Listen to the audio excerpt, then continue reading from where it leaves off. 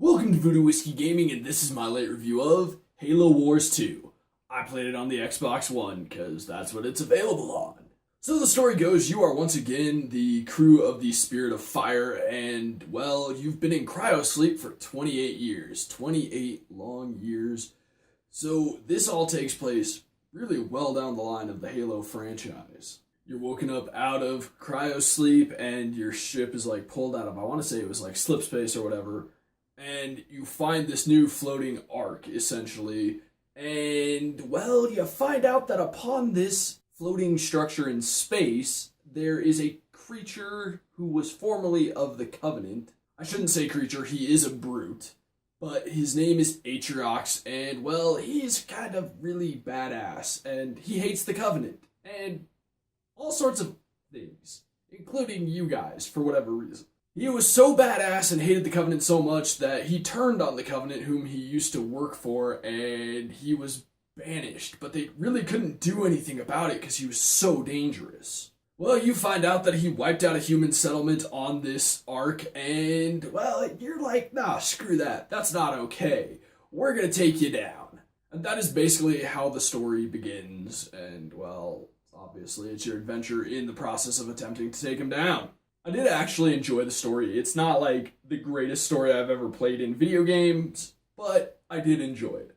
As far as the audio goes, I think it's excellent. I really think the voiceover actors and actresses did a fantastic job.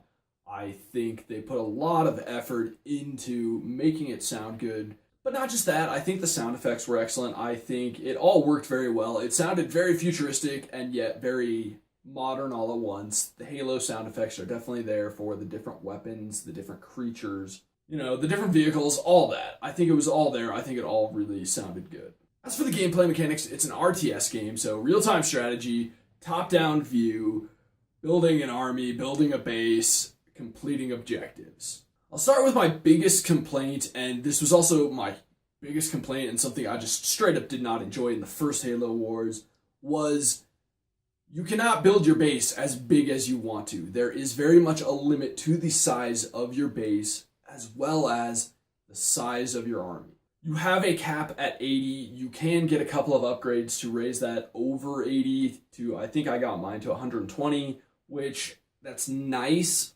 but I want more. Because when I play an RTS game, my strategy is overwhelming force. Yeah, it's not a great strategy. It's far from a great strategy. It's not an intelligent strategy, but I zerg. That is what I do. If I'm playing humans, I zerg. If I'm playing any other race, I zerg.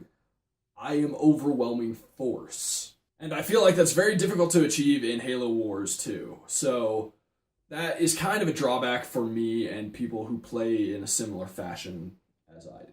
Now, I didn't play the Blitz mode, so I can't really comment on that, but I did play some multiplayer. I played a bit of the Rumble, which is 3v3, and originally I was like, nah, fuck that. I'm not even going to touch the multiplayer. I don't care about that in my RTS. But I was like, whatever. I'll give it a try because, well, I am reviewing the game, so I ought to at least delve into that a bit. And I actually enjoyed it. They definitely need to work on the stability, but the matches I did get to play, I did have a good time doing that. Even if I lost, which happened once or twice. But at least my first match, we devastated the other team.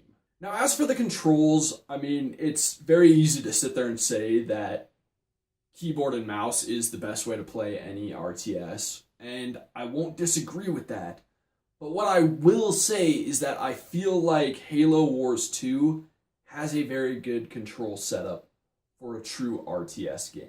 You can very easily select all units, just the units on the screen at the time, just specific units. I think they did a great job with that. It's very easy to do most things. I did find the radial menus for building were not always dead on. There were a couple times where I accidentally started building the wrong facility and had to quickly cancel that and put the right one in. But I feel like that's my biggest complaint with the controls. Overall, I feel like they worked very well, and it gives me hope that maybe somewhere down the road we can get some more real-time strategy games on the console. The only thing that I really miss from other real-time strategy games on the PC are that you can have your troops move to a location and stop and attack things along the way.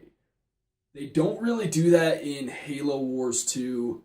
They will just keep going. They'll still attack anything they find along the way, but they won't stop an attack and then resume once they've won. They'll just keep walking, and they may just walk through an entire enemy base without destroying it if you selected a location beyond that base. But it doesn't ruin the game. Lastly are the graphics. The cinematic graphics are, wow, just absolutely fantastic. Whereas, obviously the gameplay graphics are not as amazing, but they also don't have to be, because generally you're taking an aerial view because you need to see the majority of the battlefield. Well, not majority, but you need to see more of the battlefield. If you zoom in, you can see some detail into these tiny little characters, which is pretty cool, but it's not really crazy intense detail in the characters or the world around them. But it is good enough for an RTS. You don't need the same level of detail in those games, in my opinion. It is a very bright and colorful game as well, which I think is actually pretty fitting of the Halo franchise. It's one of the few franchises that I feel has never gone fully, dark, gritty, realistic browns and grays everywhere. If they do have browns and grays, they're actually very vivid, and they're not, dulled. I'd say the biggest issue I ran into doesn't really fit into any of the categories, but loading the missions from autosaves almost never worked for me if I went to the loading screen, like the one where you pick your save files. If I picked the autosave from there, it would not load. But if I did it from the main menu screen, that would work. There was also a couple of times where I was going from one mission to another, continuing, and the loading screen would just get stuck and it would just be perpetual loading. So that was a little frustrating. It made it a little hard to just flow through the game. But that having been said, not a huge issue. I mean, it sucks and it slows things down, but not a huge issue. To wrap this up, I actually really enjoyed this. If you're looking for a good RTS on the console, well, in my opinion, this is really the only real RTS on the console. But it happens to be pretty damn good.